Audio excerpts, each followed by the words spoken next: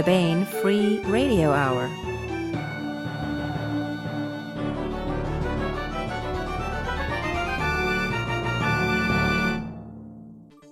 On the podcast, Valentine roosters crow at the dawn of fairyland fondness.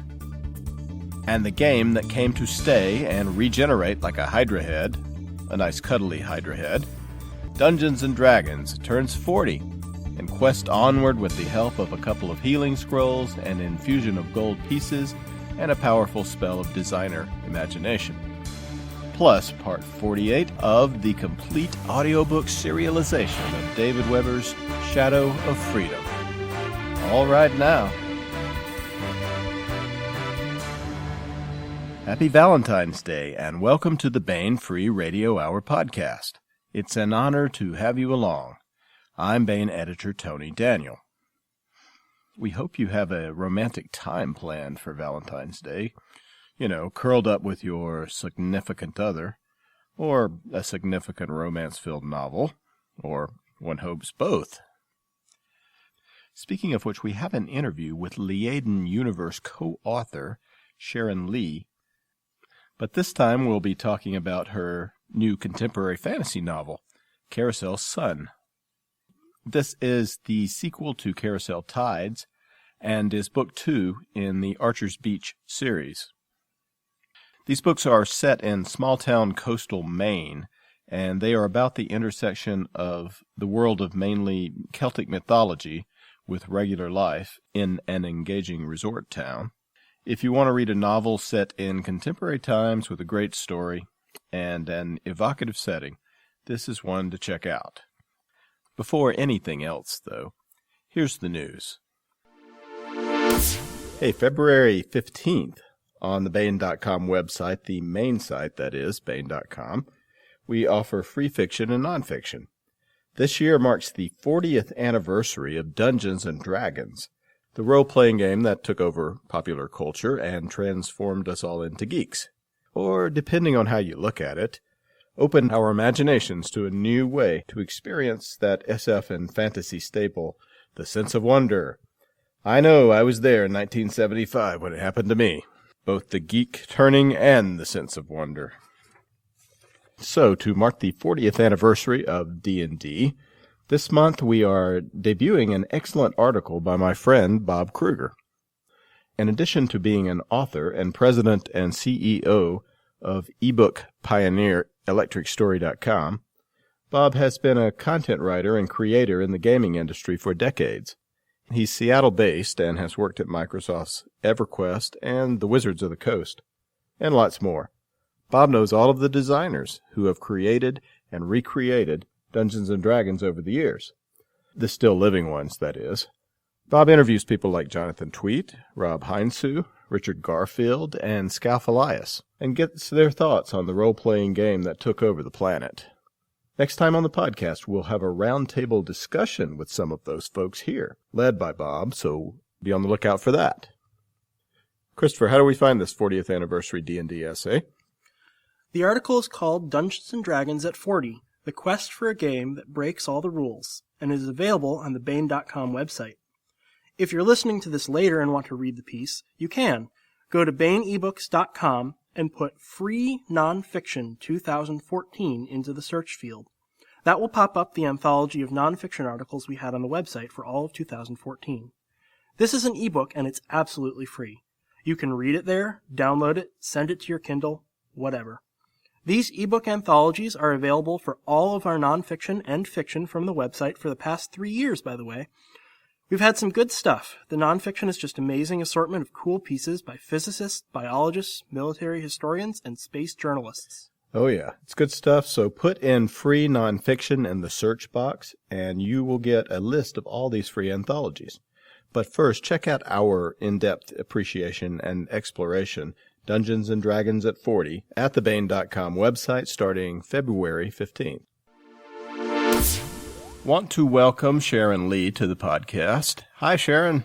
Hi, Tony. And we're joined by Editor Emeritus Hank Davis. Hi, Hank. Hi, Tony. Hi, Sharon. Sharon Lee and her husband Steve Miller are the creators of the Liaden Universe science fiction series. It's a saga that's been continuing for 25 years, or 26 now, I guess. 26.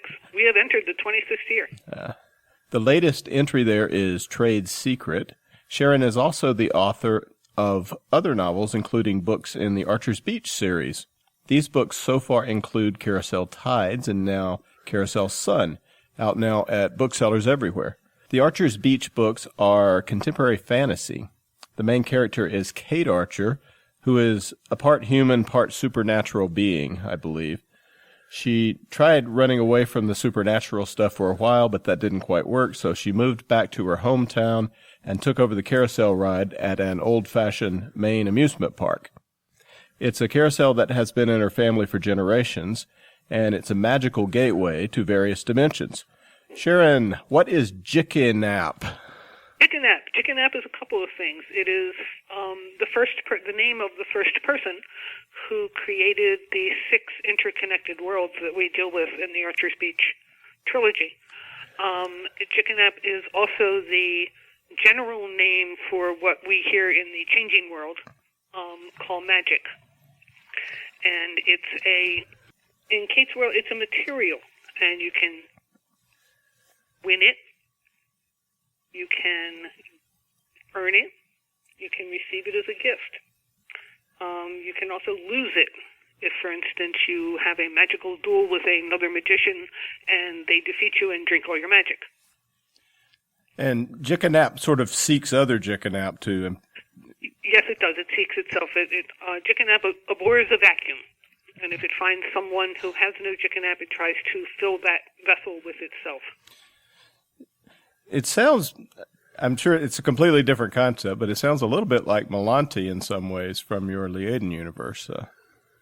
Well, if you go one step out philosophically, yes, because Melanti can be lost and earned and not so much given as a gift, but certainly lost, and certainly it needs to be earned.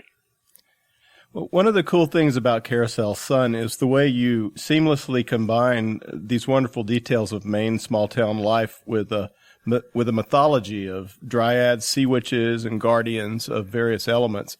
Kate is guardian of the land. What does that mean in the book? What it means in the book is Kate is top Trenve. She is the person responsible for the health of all of the land and everything dependent on the land within the boundaries of Archer's Beach. So if the other smaller Trenve have a problem, they're supposed to come to her to try to fix it. However, she's been absent for a while, as you mentioned, and they don't necessarily trust her as someone to go to help them, which is one of the things she needs to overcome. So she's not the guardian of all the land in the world or anything like that. She's the guardian of that area. Is that? Yeah. I wrote a short story called Emancipated Child, which is about the guardian of the beach, the next beach over called Surfside. So Kate is just within the boundaries of Archer's Beach. Now, what is you use the word Trenve? What is that? Trenve. Oh, I knew this in high school. The genius loci, the spirits of the place. Okay.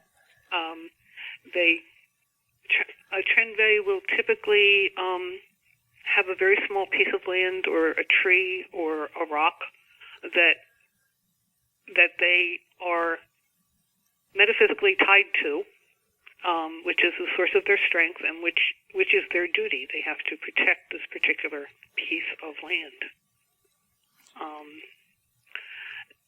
Trenve, or we would call them magical. They're kind of grubby. They're not Tolkien's beautiful elves. They're earth spirits. So they can be attached to trees or swamps or anything that's right. Then so a dryad would be a Trenve. Yes. Yeah. And Kate's mother is a dryad, isn't she? Is that? No, Kate's mother actually isn't it. Her grandmother is. Kate's mother is the daughter of a dryad and a gentleman from the Land of the Flowers whose element in the Land of the Flowers, they don't do it quite the way we do it here in the Changing Land. In the Land of the Flowers, they identify with certain elements. also this gentleman is a fire Azali. He draws his magic, his Chicken-App, from fire. And yes, that's a very strange pairing, and there's a story there somewhere. Explain these worlds. The changing world is our world. The changing world is our world. We are the last and the least of the 6 worlds. And the world of flowers, what's that? The land of the flowers is what we would call Elfland in the epic fantasies. That's the place where we would find the people who are most like Tolkien's high elves. Everybody has magic. Everybody uses magic. Their whole existence is about attaining magic, enough magic to, and I'm calling it magic rather than Chicken-App, enough Chicken-App to protect themselves from being swallowed by someone who has more. So that's the whole driving force in the land of the flowers. They're also very proud. One of the things Kate says to Borgin at one point when he's saying, why are the people from Sempeki like this, the land of the flowers? And she says, well, they are because they're from Sempeki and you're not. So they consider themselves to be the nobles of the 6 worlds. Of all the 6 worlds. Mm-hmm. So you mentioned Borgin. This is the guy Kate has the hots for. He's the king of the sea, or at least the king of the local inlet. I guess opposites attract. She's the guardian of the land. Kate has almost killed him in the last book. How is that relationship going in Carousel of the Sun? Well, it's going a little slowly Carousel because Sun, sorry. He's had to recover from being almost killed. And also Kate has some bad history, which he knows about, and so he's trying to be very slow and very understanding. And while Kate appreciates that, she also would like things to go a little faster. They have this primal attraction to each other. It's not questionable. They're just they're insanely attracted to each other.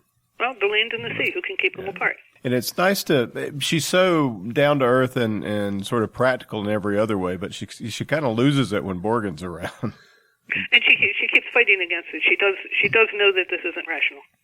Well, good thing he's basically a very good guy, at least as far as we know. Well, maybe so. Maybe he's a little too good, but okay. Well, let's talk about carousel lore a bit. Kate runs a carousel. You work a lot of the carousel lore and the carnival lore in very nicely in the book. You go into the difficulties of replacing a horse or another beast if you want your carousel to stay classy. Can you talk about how a carousel horse comes to be and maybe explain how Kate ends up with a big carousel rooster? Well, a carousel horse comes to be by carving it. If you want to go back and do it the old way and not make something that's made out of fiberglass or something awful like that. And it takes about 400 hours to carve a carousel horse, and that's just carving it. That doesn't have to do with painting it or priming it or any of the other things that has to happen to make it finished. People still do that. People do still do that, and if listeners are interested, there's the SpokaneCarousel.org, and there's a tutorial on how to make your own carousel horse on that site. And it's really interesting. There are also a couple of carousel trade magazines. There's the Merry-Go Roundup, which is from the National Carousel Association. That's the member magazine. And then there's this really fascinating thing called the Carousel News and Trader, and you can buy carousel horses. You can buy old organs. There's all kinds of historical information in here. You can buy whole carousels. There's an 1880s Herschel Spillman steam-operated carousel going to auction on November 16th, it says here. This must be an old one. So that's fascinating. I'm a member of the National Carousel Association because Do you go around and try to ride? I would like to. I do go whenever I can. It was one of the sad things when I was in Chattanooga and I had a sprained ankle. I couldn't go visit the park a little way away where they had a carousel. But I try to collect them, yes. I haven't been to Maine very often. Does Maine still have little amusement parks like you describe in Archer's Beach? Oh, yeah. Archer's Beach is loosely based on a real place called Old Orchard Beach, Maine. And there is a carousel. It is sadly made. The creatures are sadly made out of fiberglass. But there is a carousel in the exact location where Kate's Carousel is in Archer's Beach. How do the seasons work up there? I mean, obviously, winter's not a good season to ride a carousel in Maine. No, winter's not a good season. Old Orchard Beach used to, and reflected Archer's Beach, used to have a much longer season because of the big pier, the entertainment pier that they had, and big bands would come up from New York, and acts would come up. Some would come over from Montreal or Quebec. So it was a big deal, and it had a longish season. It started April, which passes for spring here, and went through October. As things have gotten, as the economy has receded, and as the big bands and the big acts stopped coming up here, the season has receded, and right now it's only 12 weeks long. So it's open from the end of June to the first week in September. But one of the carousel animals on Kate's Carousel is a rooster. What is it about that rooster that's odd? Well, there are a couple of things about the rooster that's odd. First of all, Kate's Carousel was carved by her great-great-great-uncle 100 years ago. So the carousel animals are original, and they're a little out of proportion. Some of them, the bear looks a little moth-eaten, but it's an old wooden carousel. And in Carousel Tides, backing up, a menagerie in Carousel Talk is a merry-go-round that has horses and other creatures.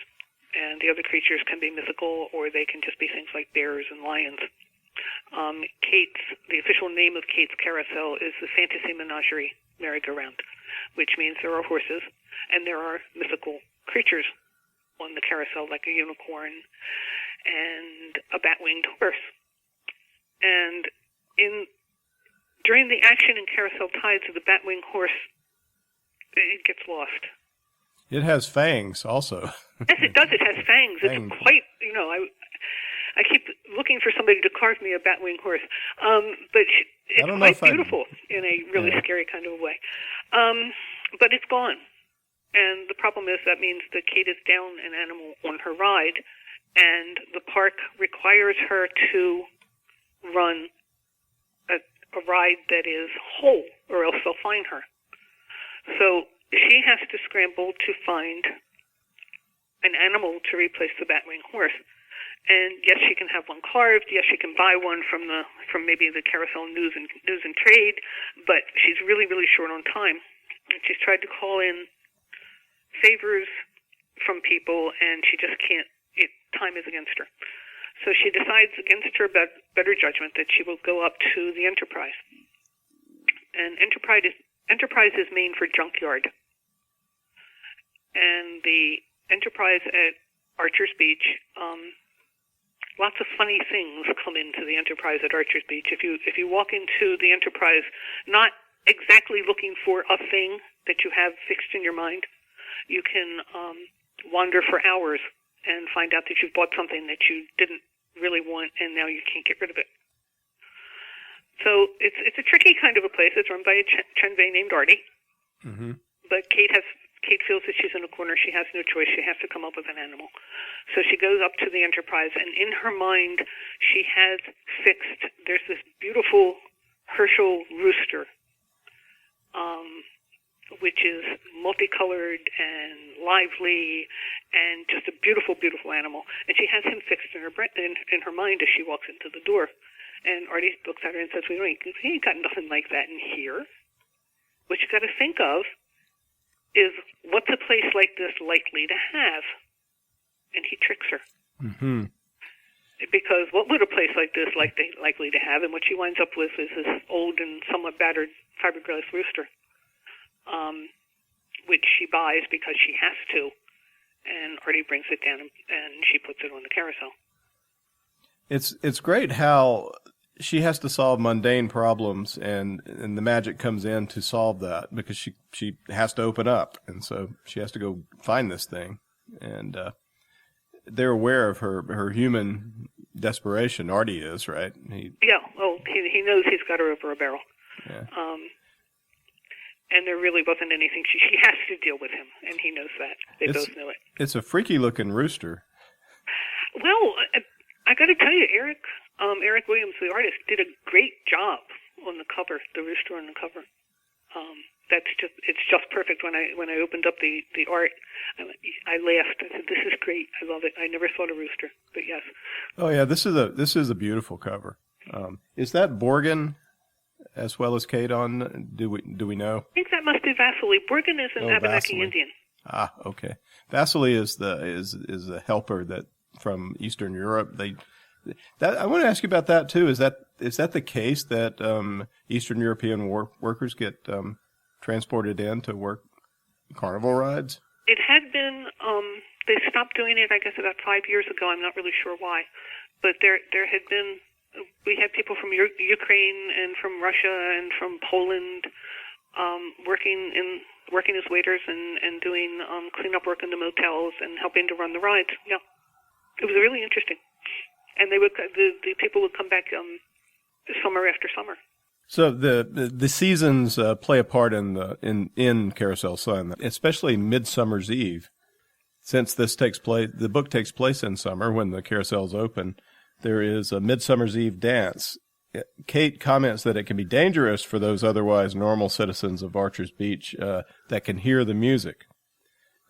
What is the Midsummer's Eve dance? The Midsummer's Eve dance is the big party for all of the townies who can hear the music. Mostly they're Trende. Some of the people in Archer's Beach can see weird things and hear the music, and they're perfectly welcome to come to the party. The reason it's dangerous is, as with every interaction between the mundane and fairyland, there's this threshold where the two lifestyles, the two lives are not compatible. Yeah. You could, in A Gift of Music, Andy talks about the fiddle that him and his friend had brought to one of their gigs, and they had forgotten to take care of the fiddle or to watch it close enough, and the guy almost danced himself to death. Yeah, and in Carousel Sun, Peggy, her feet keep moving, right? Right. She gets all danced up, as they call it, because the magic got it. The music and the magic got into her. Peggy is actually a sighted human. She can see weird things, and she's not completely flipped out about them when she sees them. But she is a normal human. Now, would you go to the Midsummer's Eve? Would I go? Yes. I would go and watch, sure. You would go and watch? Writers watch things. Even if you got accidentally taken over by the music? Wouldn't writers be more susceptible? And that's interesting. We should test it out. Well, if I hear about it, I'll let you know. Okay. And I want to go too. I don't care. Okay. I don't care if I end up in Fairyland. Speaking of Peggy, a very strong theme in the book is the friendship between women. There's this nice relationship between Kate and the new Sideshow Alley manager, who's Peggy. Peggy is tough and tender, down to earth type. Why is it important? Was it important to have a strong, normal human in the story? Well, the way I thought about it as I was writing the book, it was important for Kate to have a friend, and a friend who wasn't magical, who was just a person. Kate doesn't have very many friends, and the friends that she does have tend to be people like, dryads, or, her boyfriend lives underneath the sea. And she needs to stay centered for her work as the guardian, as guardian, and to fit into everyday life in Archer's Beach, because she is the interface, actually, between the weird and the not weird. She needs to stay grounded in what it is that humans do. So, yes, it was very important for Kate to have a normal friend. Now, you said Peggy was sighted. What does that mean? She's a human. Right. It means that she can see weird things. She can see the Trende. And one of her things that she has to do when she arrives at the sideshow is she has to hire people to run the sideshows.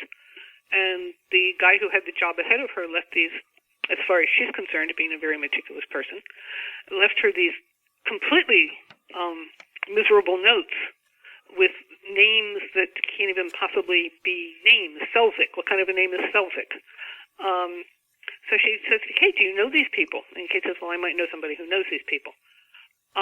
But Peggy can deal with the Trenzei. She just doesn't look through them.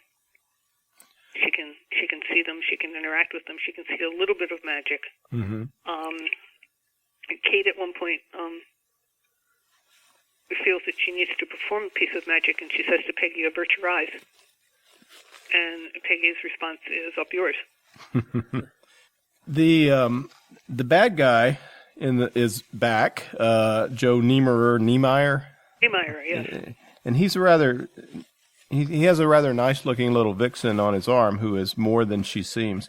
I don't want to give too much away, but what can you tell us about Ulma? Ulma is from the land of the Flaming Land, which is Casnereth, another one of the 6 worlds. In Casnereth, people don't use Jickanap like they do in the Land of the Flowers, where they try to absorb it and keep it and use it to keep their position in their lives. In the Flaming Land, Jickanap is just sort of around. It's like air; you breathe it. So people are magical and they have an affinity for fire, but they don't. But only the Great Flames, the heads of households, are taught to actually manipulate magic. So that's where Ulma's from. And Ulma is quite beautiful. Are everyone from the land of the world of fire? No, I think Joe Niemeyer just lucked out on that. Ah, she's a flaming ginger, I think. Is it? Yes, she is. Yeah. So assuming Kate makes it through this one alive, what do you have in store for us next? Well, Carousel Sun is coming out in January, and that is the 3rd and last novel in the trilogy. It's what happens, at the last of the summer season. It goes from July through the end of the season. And a lot of changes are happening. Part of what's going on in Carousel Sun is that the town people have decided that they need to get together and form a community organization and push for a longer season. And because of Kate's returning to Archer's Beach and increasing the luck of the town, basically, by being there and by paying attention to the land, the town people have a new hope for their town. So they've decided that they're going to get proactive, and they've formed this committee. And the committee is starting to actually take fire and work in Carousel Seas. There's also a whole lot of interesting stuff going on that I can't tell you without ruining the end of Carousel Sun. Mm-hmm. What I really like about the book is the way that you work those human details, like they're forming a committee to try to save this amusement park in with the magic, and so it really feels like one could participate in this world just being a human if you could just encounter it somehow. Well, the thing I was trying to do with these books is I was trying to get as close to magic as I could without it becoming overwhelming, without going into the high elves, where it's magic that can integrate with the mundane and where you're not really sure where the line is. So that was what was fascinating me about this project as a 3-book project. Yeah. I think my favorite setting in Carousel Sun is the wood. And this is a special place for Kate. And the trees are interesting. They're not exactly friendly. No, not to everybody. The Dryad's Wood up on Heath Hill. Gran's tree is in the middle of the wood, and it's a great big old. She's going to remember what it's called now. Tupelo tree is what we call them up here. Black gum. They're called down your way, I think. And black gum live a really long time, and Gran's got a big old tree. Gran's probably 200 or 300 years old. And the trees that surround Gran's tree are old, and they are sentient. The wood itself as a thing is sentient, and it decides what can go through it or not. And Kate makes allusions to the old stories where someone would bumble into the wood and a path would open up for them, and they would walk and they would walk and they would fall asleep and they'd be found strangled by vines. The wood really doesn't like strangers. It's very Maine that way. So Kate's grandfather, who's around, what is that relationship? It seems a mentor-like relationship in the book. It is in this book. It's a mentor-like relationship. And when Kate was a little girl, Mr. Ignat, as his name is, also known as the Ozali Belignatius, Mr. Ignat was a little simple, her grand's beau, and watched cartoons with her and taught her how to eat blueberry muffins and just mostly protected her and stuff, and was a safe place for her. She had come from a very, very bad background and had almost died being transported from the land of the flowers to her grandmother's house. And in the events of Carousel Tides, Mr. Ignat enters into his full self. And he is now helping Kate learn how to control all of this jickanap that she's acquired so she doesn't burn herself up. And to ensure that she can have an ethical framework for using her power. She's a little conflicted about him because she thought he was somebody that he's not actually. She's somewhat distrustful of him because he has, in a sense, betrayed her by not telling her. Which he couldn't do, and, it gets really complicated, but she loves him anyway. She always has. Yeah. Well, the book is Carousel Sun, Book 2 in the Archer's Beach series by Sharon Lee. It's available now at booksellers everywhere. Thanks so much for joining us, Sharon. Thank you. It was my pleasure. Here's another cut from Gray Rinehart's excellent album, Truth, Lies, and Make-Believe. Gray is the unsolicited submissions editor here at Baen, and he's also a talented and much in-demand filker at many East Coast science fiction conventions. This cut and Gray's album is available at Bandcamp, Amazon, and at Gray's website, graymanwrites.com. Here's Gray Rinehart with Finding Serenity.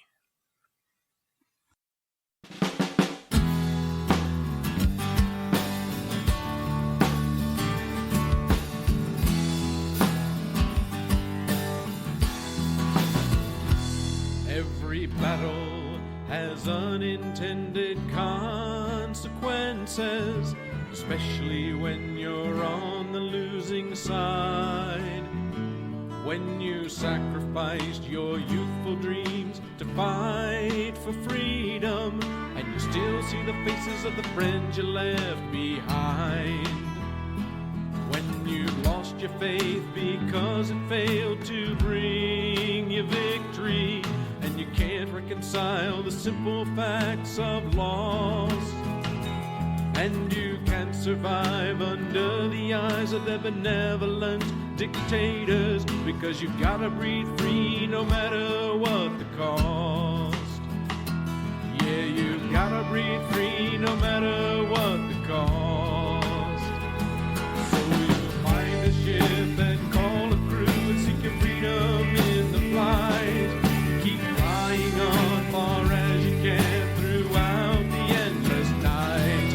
Keep searching for that glorious place where you can finally be free, where you can ease your mind and rest your soul and find serenity.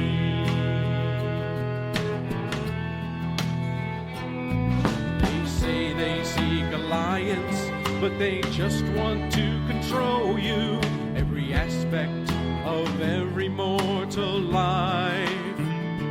They want your blind obedience, and in exchange they offer safety. Why don't the citizens see through all their lies? They give thanks on Unification Day, and they dare to call you traitor, and their reach extends a little farther every year. Oh, things will all be shiny if you can just stay independent, and you'll never give up flying if the way ahead is clear. No, you'll never give up flying if the way ahead is clear. You will find a ship and call a crew and seek your freedom in the flight. Keep flying on far as you can throughout the endless night. Searching for that glorious place where you can finally be free,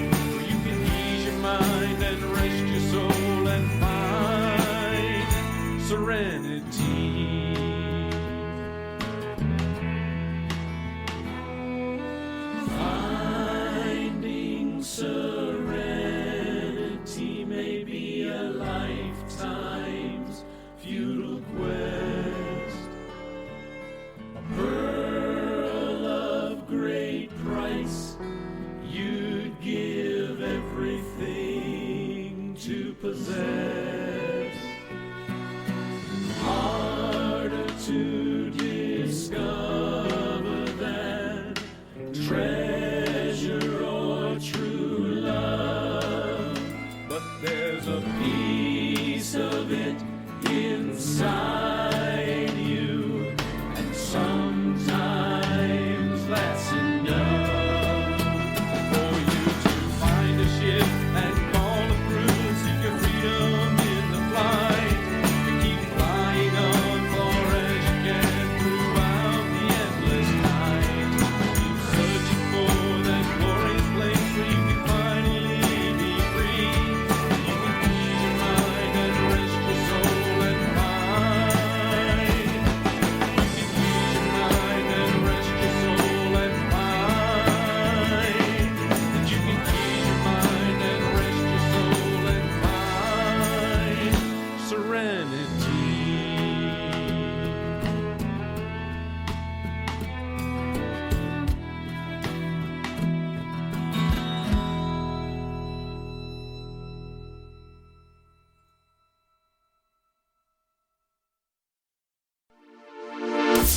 And now we continue with our complete audiobook serialization of David Weber's Shadow of Freedom.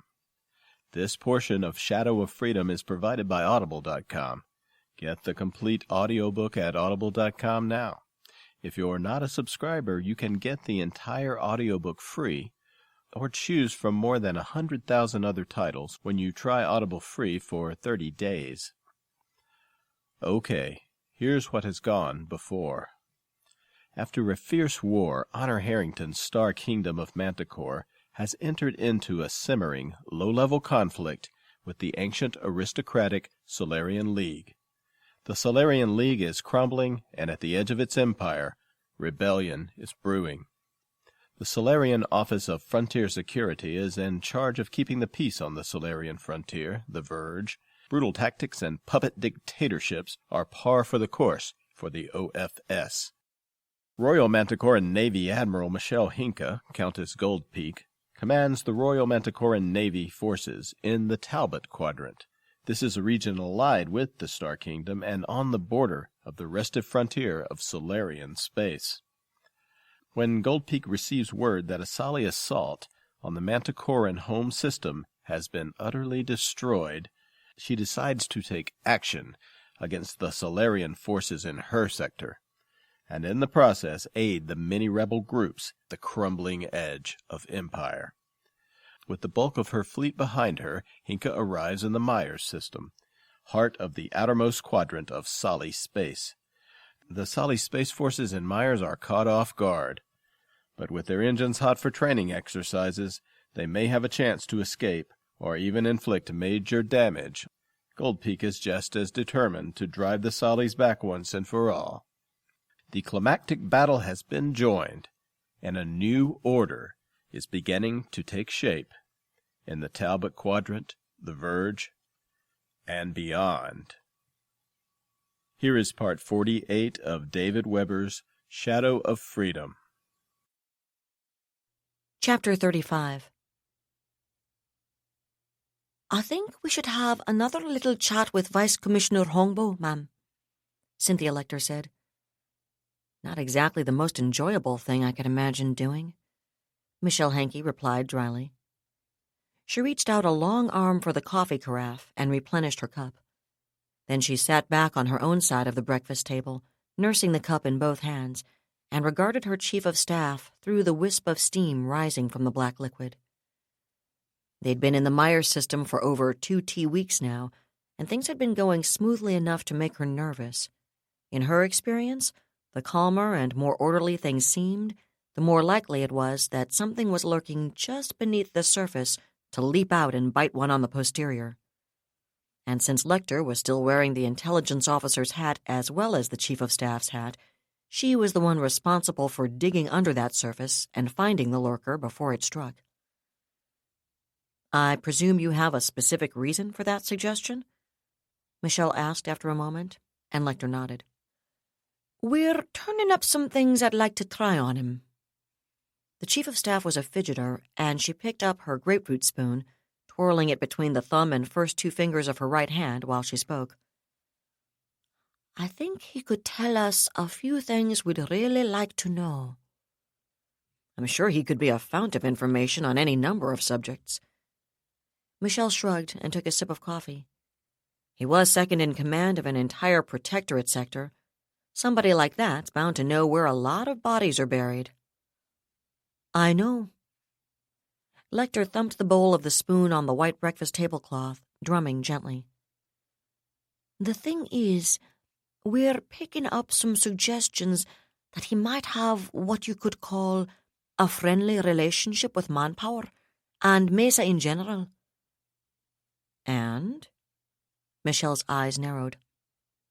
I know that's hardly surprising, Lecter grimaced. I sometimes think the majority of frontier security officials have friendly relationships with Manpower.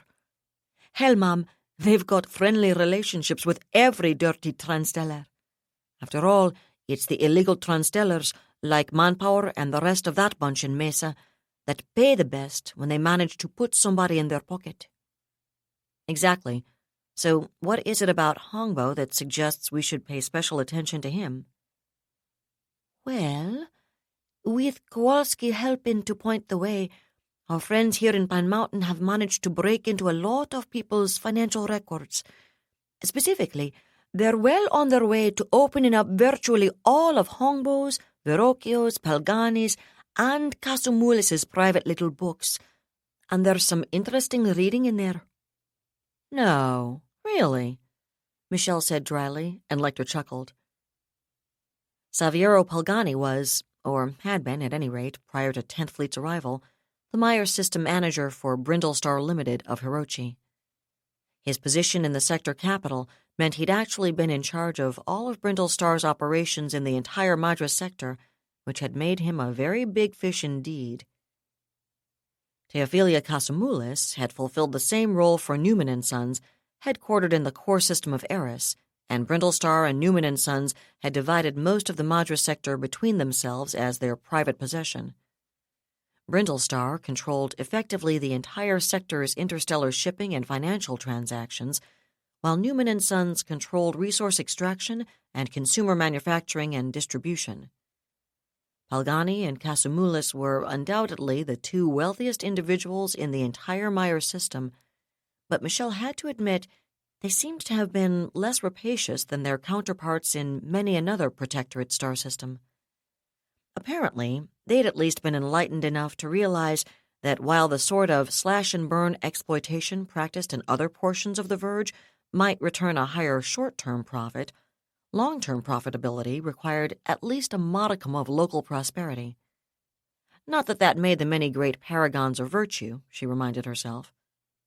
Jürgen Kowalski, on the other hand, was a local businessman and banker. He'd had to deal with the Transtellers, especially with Brindlestar, but he'd focused more on the more marginal deals, too small to attract Palgani's attention. In some ways, Michelle supposed, Kowalski had followed in Brindlestar's wake, gleaning the Predator's leftovers. Another way to look at it, though, was that he'd provided capital to a host of locally owned entrepreneurships which would have been completely squeezed out by the Transtellers without him. When Prime Minister Montview began constructing a genuine government, he'd needed a finance minister to replace the totally incompetent and totally corrupt crony Palgani had insisted hold that position in the official government. Kowalski had been on his short list from the outset, and nothing anyone had turned up in his background had disqualified him. In fact, he'd been a highly popular choice among those same local entrepreneurs, and there'd never been the least suggestion of dishonesty or corruption on his part. Because of his dealings with Palgani and Casumulis, on the other hand, Kowalski had had a very good idea of where to start when it came to exhuming the Transtellers' books. Not the official books, which they'd kept primarily for tax assessment, shareholder earnings calculations, and write-off purposes, but the real books, the ones which detailed every sordid detail of their actual operations. Helen Sanderson, originally the Pine Mountain Police Department's second-ranking officer, had been named to head the new Royal Police whose jurisdiction spanned the entire star system. Her immediate superior had been unavailable for the position, since he'd been under arrest at the time and was probably going to spend the next several years as a guest of the Myers penal system. With Kowalski to guide her, and the enthusiastic support of Janice Hanover, a Myers realtor and commercial farmer who'd been strong-armed into taking the position of Attorney General, Sanderson had launched an aggressive probe of the entire black economy. Aside from providing a handful of computer techs to assist in the effort, 10th Fleet had been perfectly happy to stand back and let the locals deal with their own dirty laundry. It was the last thing Michelle wanted to get involved in, yet they'd been sharing their findings with Lecter from the beginning, and Michelle had always realized Sanderson and Kowalski were almost certain to eventually unearth something with implications for her. "All right," she said. "Give me the quick summary version." "You want to hear about Palgani and Kasumulis, or just about Verrocchio and Hongbo?" "Which do you think I should be hearing about?" Lecter pondered for a moment, drumming more loudly with the grapefruit spoon, until Michelle reached across and snatched it out of her hand with a glare. The chief of staff looked at her for a moment, then grinned. "Sorry about that," she said. "And as to your question, eventually, I think you're going to be very interested in what we've discovered about Palgani and Kasumulis. I know I wouldn't have believed how the hell much money they could siphon off." She shook her head. "I mean, we've always known the amounts have to be huge in any protectorate system, but these two, let's put it this way. Neither of them was ever going to reach Klaus Hauptmann levels, but both of them were conservatively multi-billionaires. And the really neat thing about it is that it looks like a lot of what they squirreled away was illegal even under the letter of Soli law. Everybody knew they were doing it, of course, but it was illegal, and that means Hanover and Sanderson are in a perfect position to seize their ill-gotten gains, completely irrespective of what the Crown ultimately does about nationalizing Brindlestar and Newman and Sons' local assets. The chief of staff's smile was positively seraphic, and Michelle chuckled evilly. "You're right. I am going to want to hear all about that eventually, or at least my nasty side is. The best way to deal with someone like those two is to leave them without a pot to piss in. I mean, a little prison time on top of it would be nice, but taking away all their toys is even better." "I know." Lecter smiled for a few more moments, but then the smile faded. "I know," she repeated. "But aside from the fact that it looks like Brindlestar was probably carrying the occasional illicit cargo for Manpower and some of the other Mason Transtellers, they had a reciprocal agreement with Jessic, for example. What Sanderson and Kowalski have turned up about them so far is less immediately important than what they are finding about Verrocchio and Hongbo, especially Hongbo." "You said that already, that Hongbo's a more important player from our perspective than Verrocchio," Michelle observed. "I find that a little surprising. Why buy the vice commissioner when you've already bought the commissioner?" "That surprised me at first, too," Lecter admitted. "Then I got to thinking about it. How often have both of us seen someone else being the power behind the throne, especially in a bureaucratic relationship? From the looks of things, Hongbo's made quite a bit of his career on the basis of managing Verrocchio, and I don't think he did all of that managing just for his superiors in the Office of Frontier Security, either." "Huh?" Michelle took another sip of coffee and raised both eyebrows. "Ah," Lecter said with a nod. Then she looked at the piece of silverware her admiral had taken away from her. "Can I please have my spoon back, ma'am?" she said almost plaintively. "You know how much better I think when I've got something to do with my hands." Michelle considered her forbiddingly for several moments. "You can have it back if you promise not to drum with it," she said after a moment. "One tap, though, and—" She drew the tip of her left thumb across her throat in a slicing motion and glowered at Lecter. "I promise to be good, ma'am." "All right, then." Michelle slid the spoon back across the table to her. Now continue with your explanation. Lecter recovered the spoon with a broad smile and started twirling it again, but her blue eyes were serious as she tipped back in her chair. Verrocchio's records were easier to break into than Hongbo's, she began. The encryption wasn't as good, and apparently he only had 2 or 3 personal passwords that he reused a lot. She grimaced.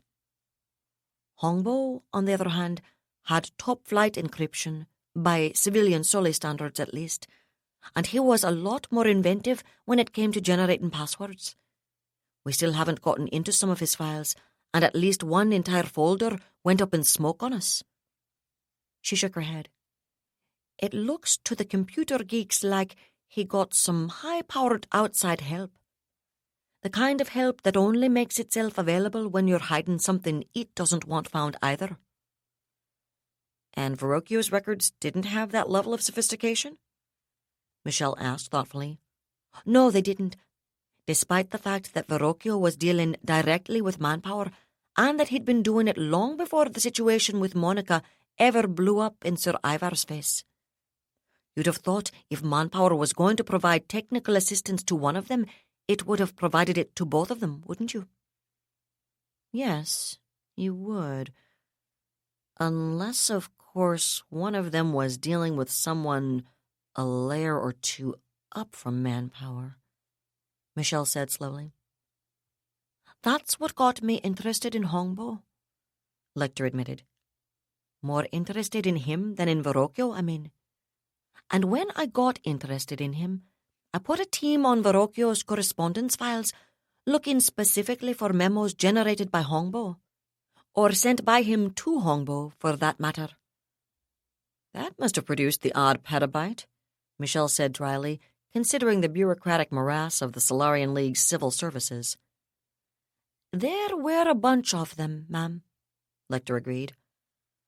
I had them filtered by date and also using strings like Monica and Bing or New Tuscany, though.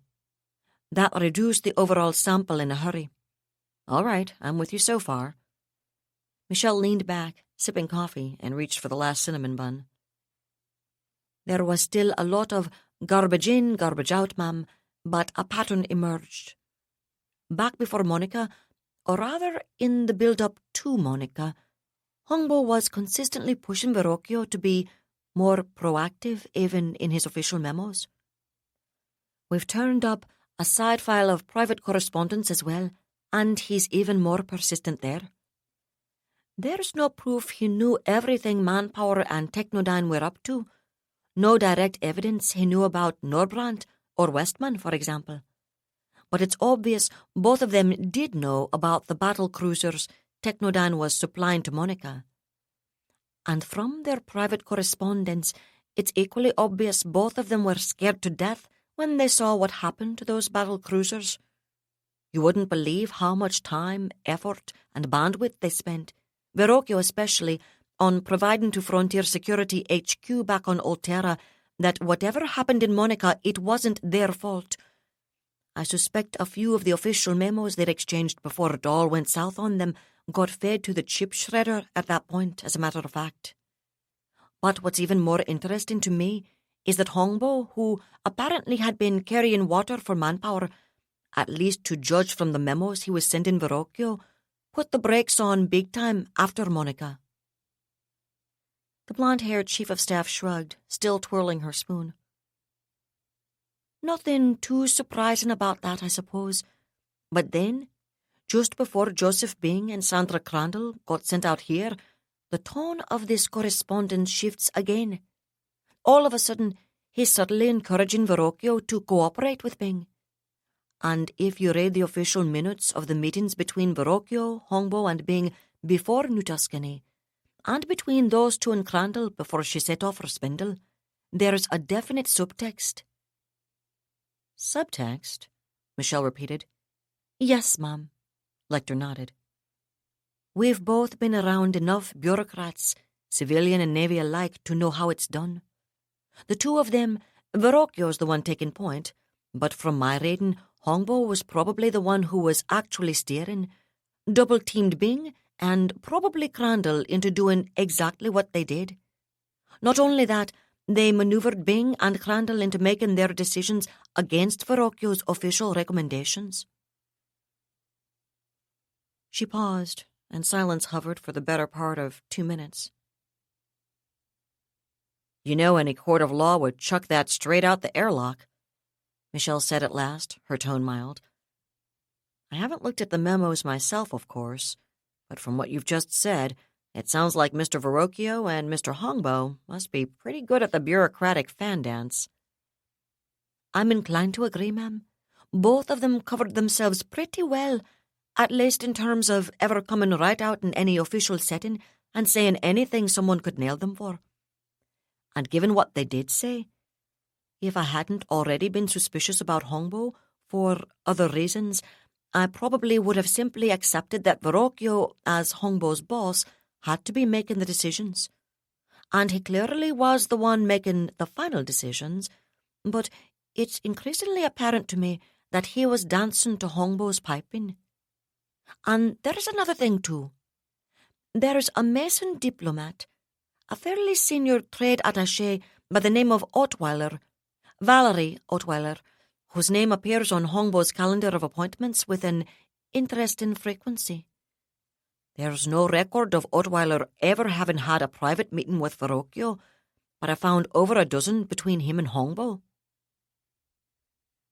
Lecter paused again, and Michelle considered her expression. "You want to go ahead and let that other shoe drop now, Cindy?" she inquired.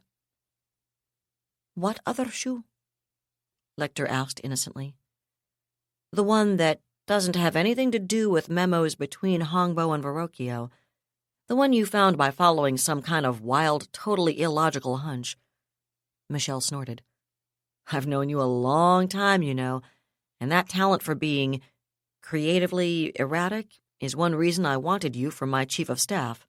So spill it." "Yes, ma'am." Lecter grinned, but then she sobered. "Although, to be fair, it wasn't really following a hunch in this case. I just took all the names I'd come up with and threw them into the filters for all the records we've been breaking into, including the gendarmeries." "Oh?" Michelle cocked her head. "That sounds interesting." "Oh, it was, ma'am, it was. Because it would appear Brigadier Ussel didn't believe in keeping her nominal superiors fully apprised of her surveillance activities. In fact, she was bugging both Hongbo and Verrocchio. We haven't turned up anything especially incriminating in the official surveillance files on them. Not yet, anyway. But we're getting into her more secure files now. The ones she kept for herself, not for the official record. And yesterday evening, my cyber forensics team turned up at least 2 meetings that never officially happened. Meetings between Verrocchio, Hongbo, Ussel herself, Ottweiler, Volkart Kalokenos, Izrok Levakonic, Aldona Anisimovna, and Isabel Bardasano. And both of which happened here in Myers, a couple of months before Technodyne offered all those battle cruisers to President Tyler. Michelle straightened abruptly in her chair, her eyes very narrow as those names registered. Volkart Kalokenos was the eldest son of Heinrich Kalokenos, the CEO and majority stockholder of Kalokenos Shipping, one of the largest and most violently anti-Manticoran Solarian shipping houses. The late and not particularly lamented Izrak Levakonic had been the Technodyne executive who'd served as that Transtellar's contact with President Roberto Tyler and the Monacan Navy. Aldona Anisimovna had been the Mason Alignment's contact in New Tuscany before Admiral Bing's disastrous confrontation with the Royal Manticoran Navy. And last but not least, as the pièce de résistance, there was Isabel Bardasano, the woman Jack McBride had identified as the second in command of all of the Mason Alignment's intelligence operations. "My God, Cindy," she said after a moment, her tone considerably milder than she actually felt. "Don't you think you could possibly have trotted that last little datum out first?" "I could have," Lecter agreed. but I wanted to lay out how we got from point A to point B, and I especially wanted to lay the groundwork for why I think Hongbo was more fully plugged into the alignment than Verrocchio. I think both of them could probably give us a lot of really valuable information, but I also think Hongbo's going to be the richer vein if we can figure out how to mine him properly. I can see that, Michelle conceded. Of course, there's a part of me that's inclined to just drag the bastard in and sweat it out of him. Somehow, I'm not feeling all warm and gooey about frontier security at the moment. I think I can probably deal quite well with a few little human rights violations where these two scumbags are concerned. Never any of Duchess Harrington's ballroom friends around when you need one, is there, Mum? Lecter said wryly. I have no idea what you're talking about, Michelle said. Besides, if we really needed someone to whistle up a ballroom fanatic to loom threateningly in the background, we could probably ask Ensign Zilwicki to come up with one, assuming we hadn't sent her off to Mobius with Ivars, that is. We could always bring in a fake fanatic, Lecter pointed out.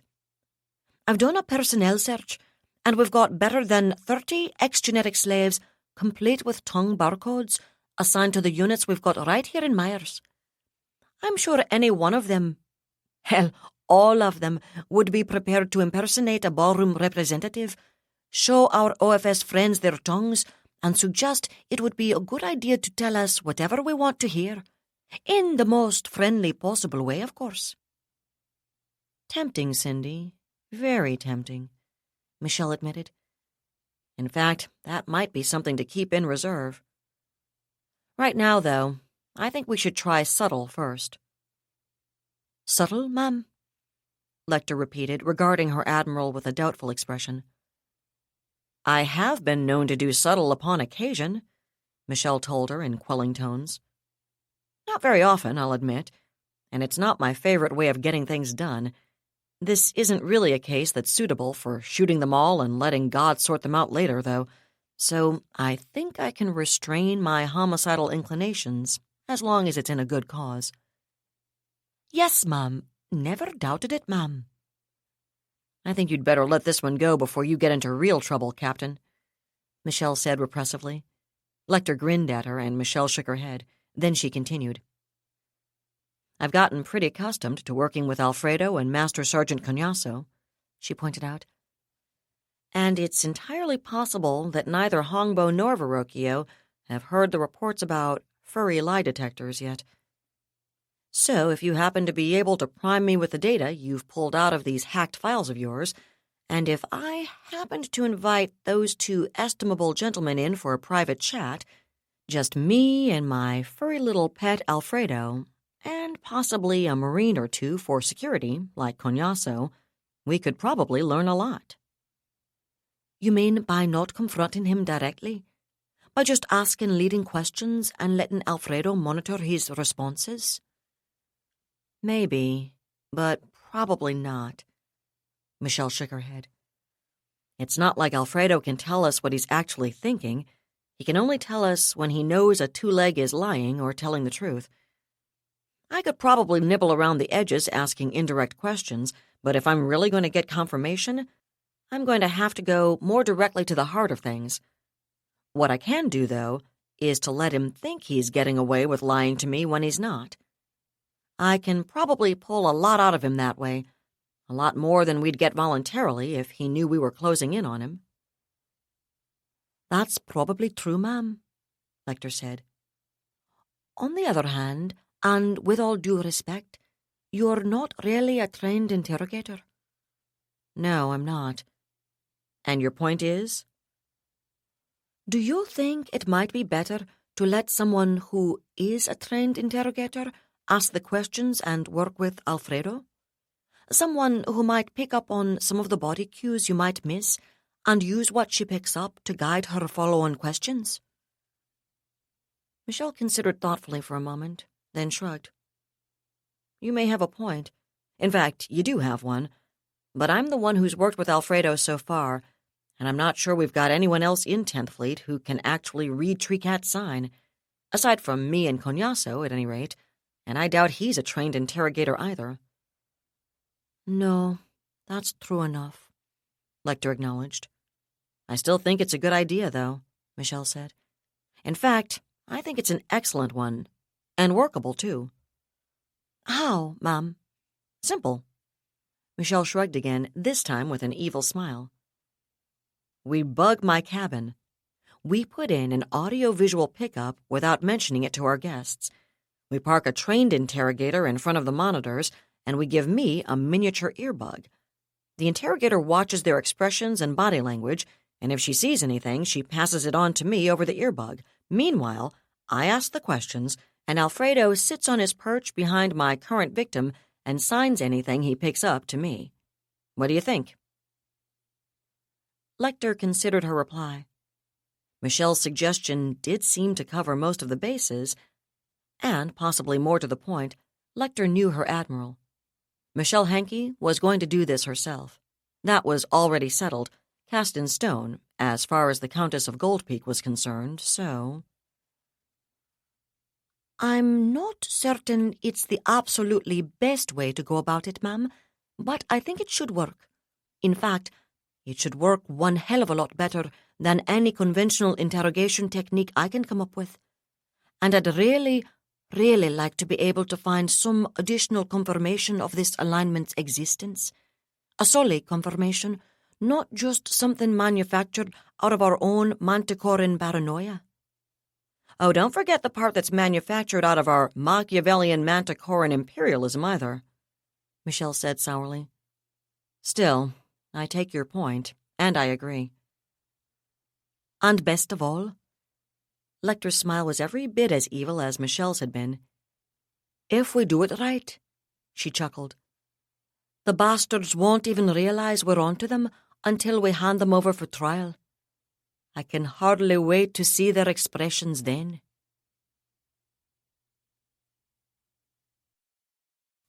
That was David Weber's Shadow of Freedom, Part 48, read by Allison Johnson. And that's it for the podcast.